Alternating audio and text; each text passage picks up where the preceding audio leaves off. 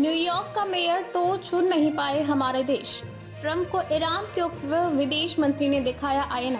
खाड़ी में जारी युद्ध के बीच हालात बिगड़ते जा रहे हैं। अमेरिका के राष्ट्रपति डोनाल्ड ट्रंप ने ईरान के अगले सुप्रीम लीडर को लेकर दखल की इच्छा जताई है। इस बीच ईरान से भड़काऊ बयान, अजरबैजान पर ईरानी ड्रोन हमले के आरोप और हॉर्मुज स्ट्रेट में जहाजों की आवाजाही ठप होने से संकट और गहरा गया है। ईरान और इजराइल अमेरिका युद्ध का आज 7वां दिन है। बीते 6 दिनों में ईरान में भयंकर तबाही मची है। गुरुवार को डोनाल्ड ट्रंप ने साफ कहा कि खामेनेई के बाद ईरान का नया नेता चुनने में उनकी डायरेक्ट भूमिका रहेगी। दूसरी तरफ भारत ने खामेनेई के निधन पर शोक जताया।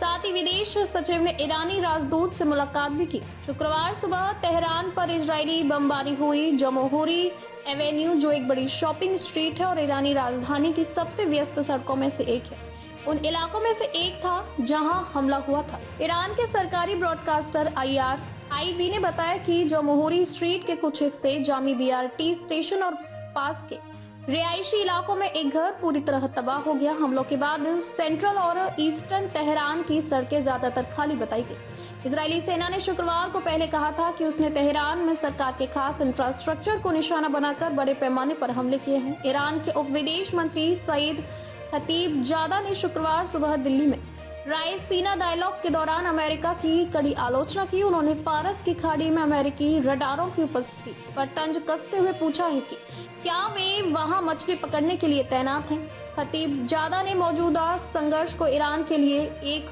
अस्तित्व की लड़ाई बताया जो अमेरिका की धमकियों के कारण पैदा हुई है। उन्होंने कहा कि ईरान ने स्ट्रेट ऑफ हॉर्मुज को बंद नहीं किया है और वे एक जिम्मेदार शक्ति के रूप में कार्य कर रहे हैं। अमेरिकी राष्ट्रपति डोनाल्ड ट्रंप पर निशाना साधते हुए उन्होंने कहा कि जो शख्स न्यूयॉर्क का मेयर नियुक्त नहीं कर सकता, वह ईरान का नेता तय करने की कोशिश कर रहा है।